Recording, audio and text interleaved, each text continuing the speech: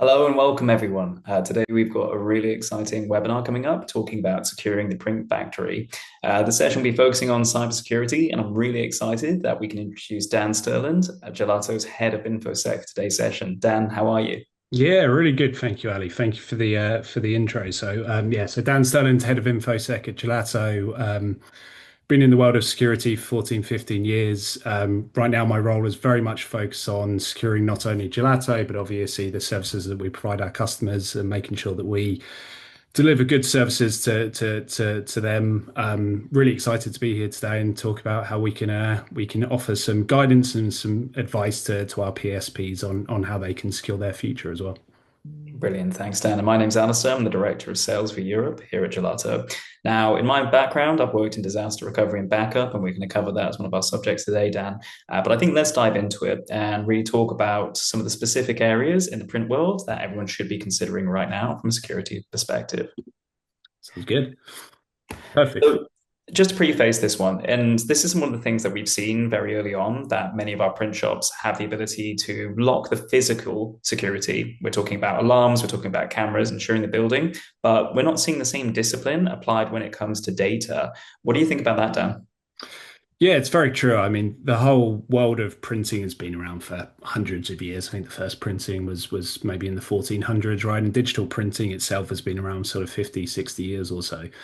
Um, Traditionally, people know how to, how to lock a front door, how to get security cameras up, how to kind of, as you say, protect the physical side of stuff. But the world of IT, it's new for a lot of people, or sometimes, it can be quite a complex environment. And really, how do you put in the right practices to protect that data? It doesn't always translate as well. Of course. And then if we're looking at the modern print operation and what that actually looks like, and when we're looking at how data is coming in, things like customer record, payments, how a shop gets more and more connected, that increases not just the reason to protect it more, but how disruptive an outage could possibly be. From your experience, Dan, you've seen this in the real world, not just related to print, but talk us through what does that actually look like when a ransomware attack hits? Yeah, exactly. You hit the nail on the head there, right? I mean, the key thing is that as we increase the connectivity, we increase the blast radius, right? We increase the chance of those threats materializing, but also the impact that those threats and those incidents have. And we've put some numbers on the slide here, but clearly, when we talk about ransomware incidents in particular, if you look at there's lots of data out there. You can talk about anywhere between 50 and 500K just for the instant itself, but the really sort of critical point here, it's the intangibles as well, right? That number can go up x-fold, and there's multiple examples of that from Target. The potential cost, I think, for the initial incident was around 40, 50 million, but the actual total cost of resolving it and fixing it, I think numbers have been banded in around the numbers of about 600 million. So it can really increase. It's not just the incident itself, but it's the outcome as well. And one of the things that and there's been examples that we've seen in the world of printing as recently, in recent times, where print on demand services have been out of action for not just 4 days, but sometimes up to a couple of weeks, and maybe even further than that. And what PSPs need to really look at and really start thinking about is, if an incident was to occur, what is my recovery? How long does that take? And actually, what's the potential impacts, not just from the inability to deliver the services, but do I have to do some residual? Do I have to, do I have back orders that I have to fulfill? Is there loss of trust and I'm going to lose some potential, some potential other services that I have to offer going forward? So it's really look at not just the incident, but also the potential recovery efforts that are necessary to follow up on. I think you hit it on the head there. And when I was working in backup and disaster recovery, you're mentioning the intangible, everything you have to work back on, the brand. And it's so easy just to gloss over this, but the recovery time, and we see it with some of the large enterprises, your Marks and Spencers, your British Airways of this world, Mhm. but from a small business and particularly in the PSP world, the clients that you've spent years working to build that trust with, that can be gone in an instant. Yeah. And it's not now a nice to have. I believe it's an expectation from your customers that you've secured the shop. Would you agree with that? Or do you think there's a different lens to look at it? No, that's I couldn't say it better myself. Yeah. Absolutely. So, looking at the real world and an example here, talking about the ransom side as well, it's quite a sobering statistic, isn't it? And trying to exploit unpatched servers. Now, Dan, I've seen this again. I've worked in cloud, I've worked in hosting, but talk us through more like how that actual penetration comes in place. How are people actually getting into the building, and particularly what should our PSPs look out for? Yeah, it's a good question here, and I think there's two things to highlight. I think the first one we've given an example here, right? Because I think often when we work in particular industries and we see stuff happening in other industries, we can't always relate it back to what happens in our industry. And I think for anyone that's been in the print on demand market for 5, 10, 15 plus years, whatever it might look like, almost all of us are aware of this. And I think even outside of printing, I come from more of a technology background and not necessarily in the print market, but even back in the day, I can remember this particular event happening in March 2023, because anyone that had a printer pretty much got impacted by us. And the potential and what happened for a lot of companies where if they were able to quickly adapt and patch those systems, they were less impacted, but those that weren't got impacted for quite a long period of time. And I think that really sort of drives in the nail about the fact that if you're managing your IT infrastructure yourself and your environment yourself, actually making sure you've got those good practices, those good procedures in place and following sort of industry or security best practices is paramount. But I think, as you said there, the sobering fact is that if we then talk about ransomware and how that can impact organizations, I think that the statistics around it at the moment, we've included a link to the Sophos report here back in June 2025, talks about it being around about 50% that agree to pay it. But the biggest, and if you go to the NCSC website or if you talk to people that work in this space, will tell you not to pay. And one of the big drivers for it is actually when you look at it, 65% that pay the first time, they get hit again. Because as an attacker or as someone that's trying to exploit you, well, the type of people that I want to exploit are those that I know that are going to pay me. That's what I'm trying to get at, and that's what I want to do. So, we've spoken a lot about the intangible cost, but really, if you do get impacted by ransomware, the main thing is don't pay it. Contact, the police, depending on, or the legal authorities, depending on the jurisdiction you work in, and kind of work out what's the best route that you can take. Absolutely. So, looking at this from more of a PSP perspective, we've got two major risks that align here, Dan. We've got the cybersecurity event and a continuity event. What I really want to establish is that we know that at the bottom, it really leads to that you can't serve your customers and you need to start planning for that continuity. But could you just give us a bit of a flavor of like what do both of these events typically mean and what that could actually result in for our PSPs? Yeah, and we cover them off as two because it's always good to talk about them in two separate situations. But often there's an overlap. Often if you get impacted by a major cybersecurity event, whether or not that's a ransomware, a breach, or you've lost data, whatever it might be, there's typically going to be some level of continuity impact. Continuity typically is more about okay, something's happened, something's occurring within our organization. How do we make sure that we can continue the business operating during that event while we recover from it? They're clearly both, very, very critical things that all PSPs and companies should be looking at and sort of planning for. But one is how do I recover from it, and the other is how do I continue my business operating? And it might be at a reduced level, it might be at a full level during that event happening. Of course.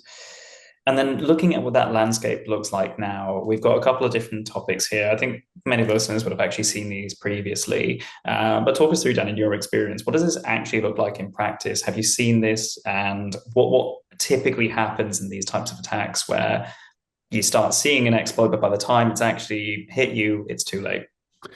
Yeah, I mean that's a very, very good question. There's lots of things to dive into here. I think if we take them one by one, social engineering, I think a lot of people are kind of already aware of this. That they'll see phishing emails come in. So it's people that are pretending to be something else. They may turn around and say, "It's your CEO here. We need to pay this invoice. Can you go and get it paid urgently because I'm traveling or whatever it might be."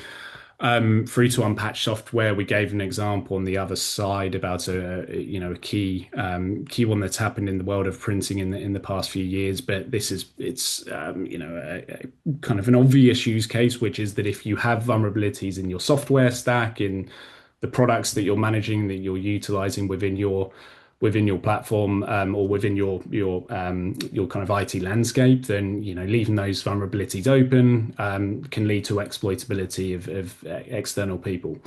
One of the biggest controls that any organization that's worth their salt can put in place, and it's something that particularly in the world of security, we constantly try to drive to a better market is with access controls. Do you know who's able to do what, and have they got the right credentials and the right access to be able to do what they need to do?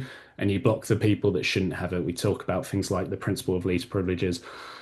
All three of these are critical, and they're sort of threats that yeah, anyone in the world of print on demand should be focusing on, making sure they've got the right controls, they understand the threats, and that they know how to mitigate against them. Absolutely. And in the world of AI now and ever evolving landscape, and having seen this from my own background in technology, it's scary the pace of which, particularly things like social engineering, how easy it is to really get a great picture from all of that web based content, even designing emails that look and feel and sound like someone within the organization. From your experience, have you started seeing this now really start getting applied? Yeah, 100%. Or there's still a large portion of phishing emails that are now getting very, very, very, very targeted and very explicit. And with AI now, it's not taking researchers to go out and understand it. You point an AI tool at it, it does the research for you, it can generate it for you.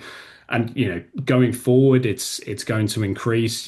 Where you're going to see more of things like deepfake coming into play, and even things like deepfake voice calls and smishing, etc. So it's a very scary place to be in, and it's only going to increase as we go forward.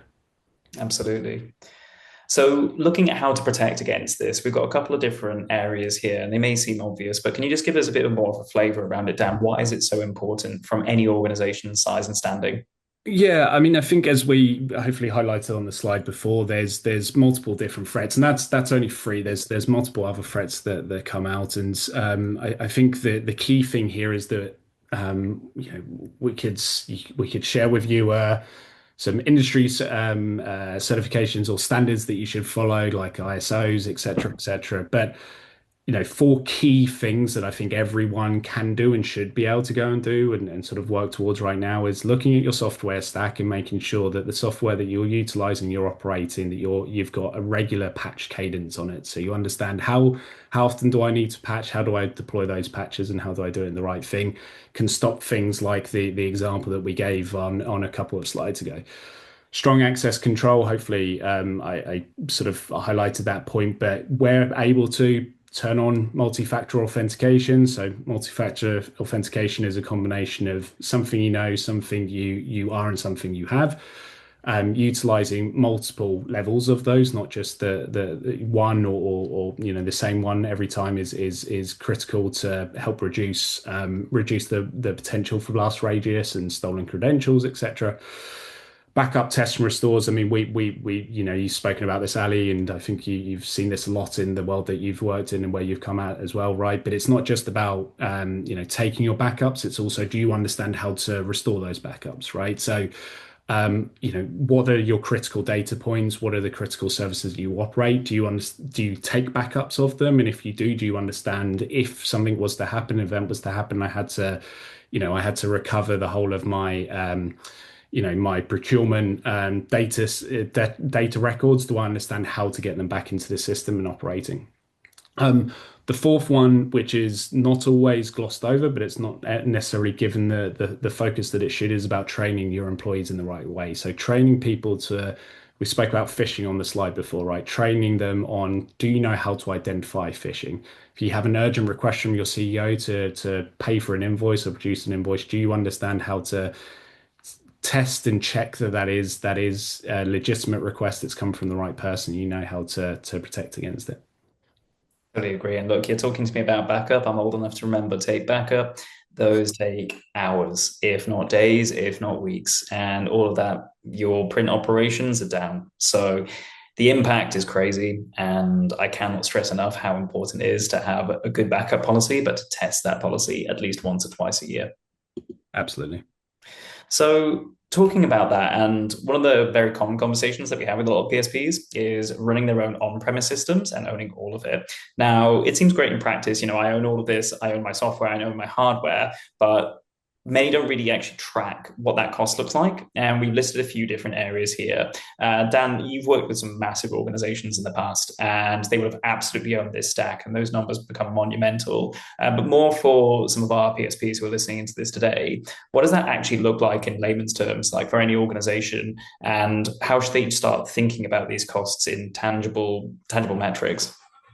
Yeah, it's a really, really good question, Alistair. I think the most important thing here is that, yeah, as you rightly said, when you're in a large scale organization, you can outsource a lot of this. You can manage a lot of those costs, and you can put in teams that specifically just, if you talk about someone that's just doing patch management, maybe you've got two or three people that their only job is going around and doing patch management. For a lot of PSPs, for a lot of smaller, SMB style organizations, it's not realistic to have teams and rafts of people that are able to do these kind of things. But equally, at the same time, they want to be able to build their own systems. As you said, they want to know how the different components of the print on demands operation run. They want to be able to connect them in themselves and sort of manage it all themselves. But a lot of the time, again, if we talk about tangible versus intangible, the tangible element is, oh, it's going to cost me X for the PC or the server that I'm running, and it's going to cost me Y for setting it up, configuring it, and then maybe checking on it once a week to make sure that it's still operating. And actually, when we talk about the security elements, they either get ignored because the cost there just not in the face and it's not obvious and they don't know what to do on it. Or the most important bit is that when something happens, a breach happens, a ransomware happens, security impact happens, that those costs haven't are then going to get realized, right? Because you're going to have the recovery effort that needs to happen, and anything else that you might need to do to help mitigate it going forward. And a lot of those costs are around things like patching on a continuous basis. As we said, backups, right? Do you take the data, do you put it into a third-party service? Do you host it on another environment in a different cloud? The recovery efforts for recovering that data and putting it back into the productionized system, the monitoring of threats or the monitoring of incidents as they're occurring, and how do you track and deal with those, and any compliance efforts that you might need to do as well. A lot of those are intangible costs that really start bulking on and adding on the more and more that you run your own systems. And it's not just one PC in the middle of that stack that's pulling it all together. It's going to be a multitude of different technology pieces. And so it's a, an X-fold amount of costs associated to it. Exactly. The snowball effect comes in place, doesn't it? Absolutely. So let's talk a little bit about disaster recovery and business continuity, a topic that's close to my heart as well. And looking at the recovery plan that comes behind this as well, the three parts to it. So we'll start with, site going down, going into how quickly can restore, and then who does what. Now, from my experience down behind this, every great plan doesn't ever come off exactly as you want it to be. And the best laid plans are great in theory, but oftentimes in a panic situation, never really follow what we're thinking is going to happen. Can you just give us an example of anything that you've worked at in the past of like how a recovery plan has actually worked in this kind of format? And what would you suggest to our PSP listeners? Yeah, really, really good question. I think often what happens is most people are at two positions in life. One is that they don't have any plan, or they've got a document that says, here's the plan, and it's empty. Or the second is that they've gone through some level of disaster recovery during their time, and therefore they've updated their plans and they've written stuff to go, okay, if this was to happen again, I now know the process to go through. As an organization, it's kind of, where do you want to be? Do you want to be the first person? So you wait until the event happens and then you try to kind of, as you said, cobble things together and work out how to get through it. Or do you be the second thing? You go, let's plan something. Let's have a look at what's a realistic threat that might target us. Let's create a backup and restore plan, and then let's test against it. And I think often the companies that have already started planning for those type of events that happen, they're able to pretty quickly and effectively recover the systems. And so I think that the kind of call to action, if you will, on the back end of this one would be, go away, look at if you've got any plans, look at your IT infrastructure, but also look at the critical services, work out what do we need to, what if they were to be impacted and they were to go down, or we were to lose them for a period of time, what would be our recovery strategy and what the steps need to be in it? It doesn't need to be a 48 page Word document that's you store on a page or you print out and you keep in your physical office premises somewhere. It can be a one pager with the high level points of contact this person, do this, go to here, access this service, recover this container or this environment or whatever it might be. So start with something basic, grow on it, expand on it, test it regularly. You kind of mentioned once a year or twice a year. A lot of SaaS providers out there will do quarterly tests nowadays. And some will even look at doing even more regular testing so they can be certain that their systems are gonna recover and come back up when they need them to. Nice. And then you touched on it there. You talked about SaaS providers, Dan, and this is our world, working in the as a service. And I've worked on premise in previous life as well, particularly from my view, from having seen that transition and particularly the traditional on premise backing now like a vendor backed platform, taking that responsibility model and shifting it over. So you're only looking at what matters to you, like running your print operations, trying to outsource effectively, but also in the most cost efficient way. From your view and having experienced a very similar change, how would you also recommend this to the listeners today? What does that look like? Where do those responsibilities lie, and what should they consider, particularly when they're looking at vendor platforms? What are the things that they should be asking for? Yeah, so I think there's a couple of questions there. I think let me just target on the first one about sort of managing yourself and how can you do that going forward. So I think we've spoken a bit about kind of the plans and what can be targeted on, but clearly, as we said there, if they went away today and they decided, okay, right, we're very concerned, I've got these critical systems and I've got these critical data records, and I'm going to start taking backups tomorrow, and then I'm going to, create a testing plan, and we're going to start doing restore tests on a quarterly basis.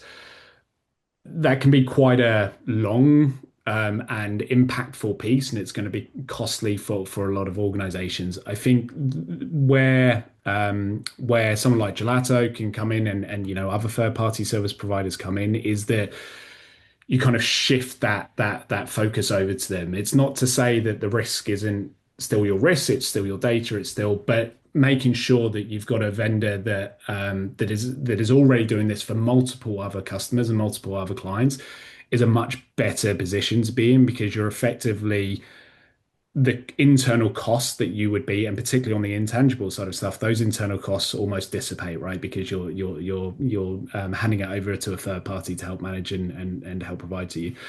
I think the second thing is that, where Gelato and other large scale SaaS providers out there will do is that they have teams. I've got a team. We're responsible for information security across Gelato. They have teams of people that will manage this. They're responsible for this and will help those companies sort of deliver against their requirements when it comes to business continuity and risk management. Absolutely. And you talked about Gelato a few times there. I think that's where I can probably come in behind this, is that one of the major benefits of the platform is that security being built in the native layers. Having a cloud native architecture means that you don't actually have to physically update your on-premise server, which was always a nightmare. I've worked in hosting for a number of years. That actual process of making sure that the update push is pushed out, it's long, it's laborious, it takes time. More so, you also have to have that schedule, which is very easy to miss unless you have a team dedicated towards it. Likewise, it's applied continuously. That I think is something just to bear in mind, is there's always going to be the next big focus. There's always going to be vacation, holiday time, peak periods for our customers. That could be when there's a major patch that's required, and these things can easily slip. But the key thing about it is that when you're investing in a platform, you invest in that protection layer that comes with it as well. You're not just getting the benefits of a on-demand service and having everything that really ties GelatoConnect together, but you inherit that protection layer, which for many people is a completely hidden investment. And that is one of the major benefits, is not having to go into that space. I think just cutting through about our credentials, and Dan, I think you can talk to this slide a lot more. From having gone through an ISO 27001 process in the past and all the other certifications here, what is that like in layman's terms for our listeners to actually achieve themselves?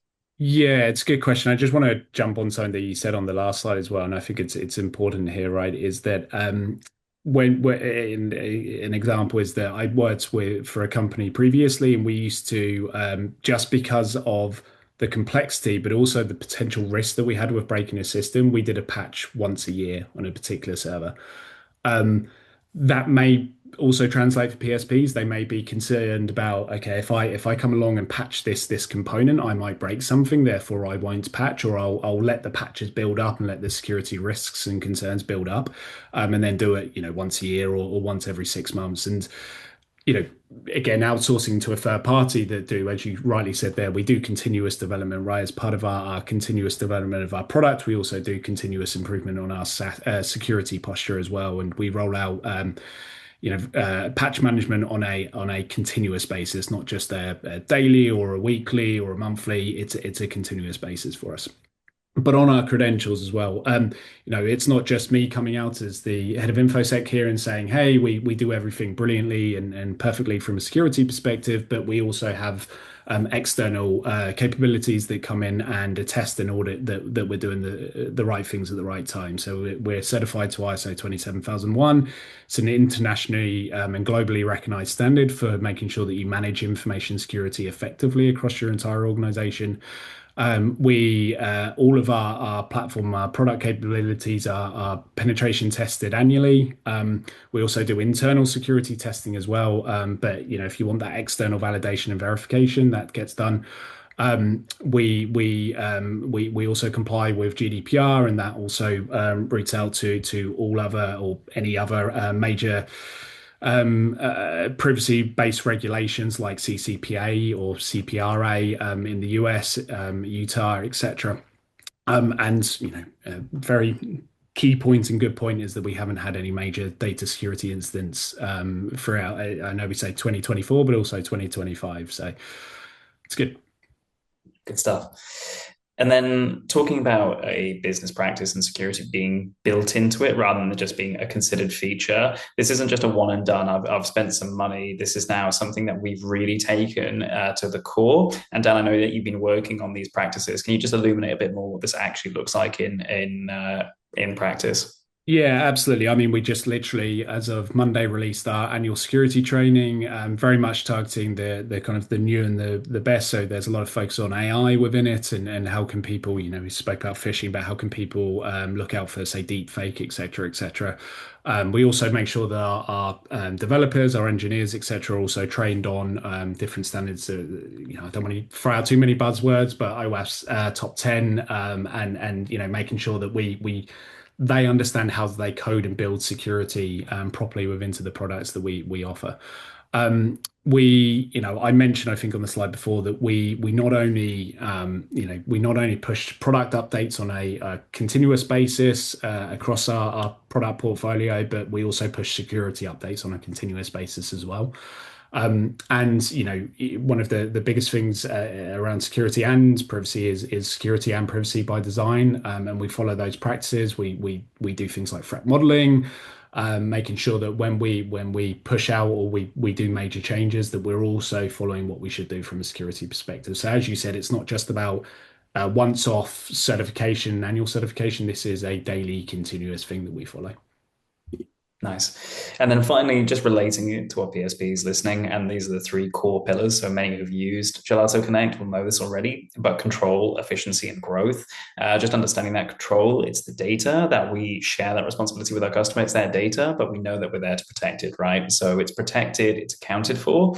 Efficiency, investment in security staff. Dan, I'm not going to be as crude enough to ask what that actually costs in modern market, but it's not a cheap function to actually add on just to have that member of staff, even if you outsource it, that again comes at significant costs. And then finally, the platform itself has been built to scale and it's going to be secured for years. We're investing in these areas. We're on the forefront of it in both AI development and also in security AI development as well. What's amazing is that we connect to a network of printers so we can reroute production in the event of downtime. If there is a real continuity issue, our network can continue operations so the brand isn't affected, your resources aren't affected, and you can make sure that your customers remain happy. We always think that control and efficiency are inputs, and what comes of that is growth. Growth is the output, more revenue, more customers, and a happy business model that grows.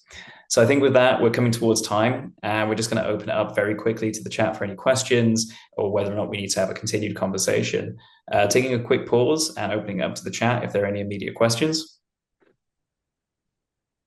And thank you, Alistair. And just one thing I would just add on to that as well is that, appreciate that some people may take it away. They may come out with other questions as time goes on or into the future. If at any point they do have any other questions, it's not just wait along until the next webinar that comes along, but feel free to reach out to your contacts at Gelato. And I'm also happy to jump on and help with anything as they come up. One of the things that I think came out as a question for us, Ali, was that what are some of the tangible things that they could do as kind of next steps going forward when it comes to kind of business continuity elements? And I think the two things that I would say and I would highlight here is number one, go away and just assess your technical environment currently. And, it doesn't have to be a long-winded exercise, but just go and make sure that you understand what your critical services are and your critical data records, right? When you understand what those critical services are, you can make sure that you've got whatever necessary protective or resiliency efforts that you need to put in place. So the very first one is go away and just document it. It can be an Excel spreadsheet, it can be a back of a notepad or whatever you want to do, but just go away and document it. Once you've worked out what that looks like, then make sure that you kind of assess the potential backup options that you might have, whether or not that's utilizing a third-party service, whether or not it's just taking a data dump, whatever it might be. Just make sure that you've got the right the right backup processes based on the criticality of those services. Good stuff. And then there's another question that has just come through in the chat from Alex Lee asking that does Gelato adjust for different regions, security standards and laws? Mentioning that we're based in good for European clients, but are we compliant with customers in North America, LATAM? Just knowledgeable that every country and regions have different needs and laws around data security. Dan, thoughts on that? Yeah, really, really good question. Thank you, Alex. Yes, in principle. So again, ISO 27001 is a global industry standard, so it's not specific to different regions. Obviously, I know some regions take a kind of a preferred approach on different standards as they come out. We are actually working potentially towards SOC 2 going into the future. When it comes to privacy laws in particular and specific regions, we absolutely do. I mentioned CCPA as an example, but we also look at PIPL currently for the China entities, and we're also talking about some other more localized ones as they come out. We have a continuous approach with our legal department where we review different requirements and laws as they come out that we need to target on. And we do that on a pretty much a monthly basis at the moment. So yeah, hopefully that answers the question, Alex, but a really, really good question. Brilliant. Thanks. I think that's bringing us more or less to time. Really appreciate it today, Dan. And any closing thoughts just before we finish off? I think the main thing here, as I said, is the big thing for PSPs, at least in my mind at the moment, is go away, have a look at your area, have a look at what are the concerns that you want to focus on, and look at whether or not there are any different changes that you can make into the way that you're working. And as always, if you ever have any questions at any point, please reach out to us. Great stuff. Well, Dan, thank you very much today. I know this has been insightful for me. Great, passionate subject. It brings back a lot of the past. Great one for our current customers and PSPs around the world. And for anyone who has any follow-up questions, please feel free to get in touch. Thanks again. Thanks, Alistair. Cheers. Take care.